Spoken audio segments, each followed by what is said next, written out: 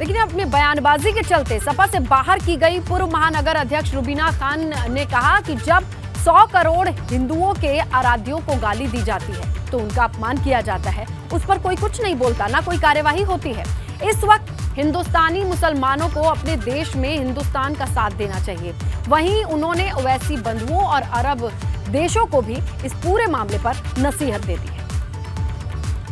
नुपुर शर्मा प्रकरण पर मैं ये कहना चाहती हूँ कि नुपुर शर्मा ने जिस तरह से हमारे प्रॉफिट मोहम्मद साहब के ऊपर अपमानजनक टिप्पणी की है, उनकी अपमानजनक भाषा का प्रयोग किया है, इससे मैं बहुत आहत हूँ, मुझे बहुत दुख हुआ है और मैं इसकी कड़े शब्दों में निंदा करती हूँ, क्योंकि किसी भी धर्म के आराध्यों का अपमान करना हमारे देश की संस्कृति नहीं है। लेकिन आज नुपुर शर्मा प्रकरण पर जिस तरह से ओवैसी साहब उछल कर सवाल जवाब कर रहे हैं, तो मैं ओवैसी साहब से यह पूछना चाहती हूँ कि ओवैसी साहब, जब आपकी पार्टी के नेता और विधायक जब 100 करोड़ हिंदुओं की आस्थाओं का अपमान करते हैं, उनकी धार्मिक भावनाओं को भड़काने का काम करते हैं, तब आपने अपनी पार्टी के नेता पर अकबरुद्दीन ओवैसी पर कोई कार्रवाई की? उन्हें क्या पार्टी से निष्कासित किया?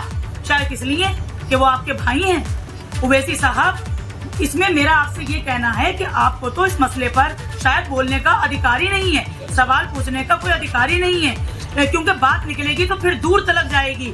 और बैरिस्टर साहब, जिनकी शेरवानी खुद मैली हो, वो दूसरों को धोबी घाट का पता नहीं बताया करते।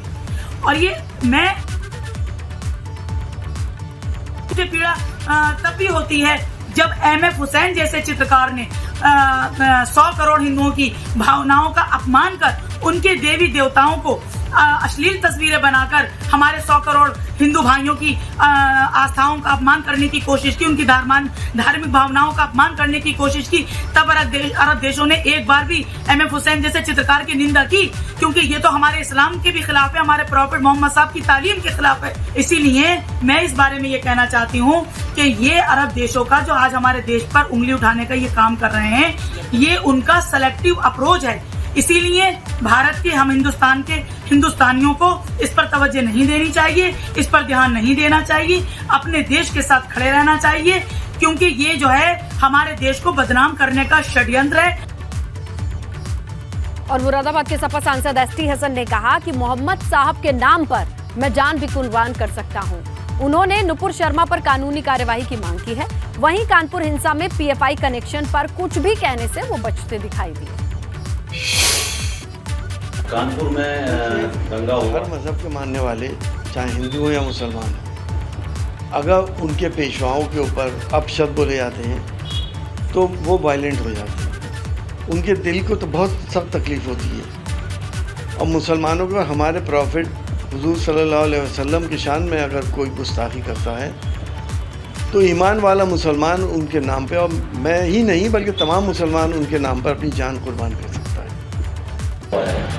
PFI का एक हाथ वहाँ बताया जा रहा है कि एजेंसी करेगी, PFI कोई संगठन है। No comment, no comment.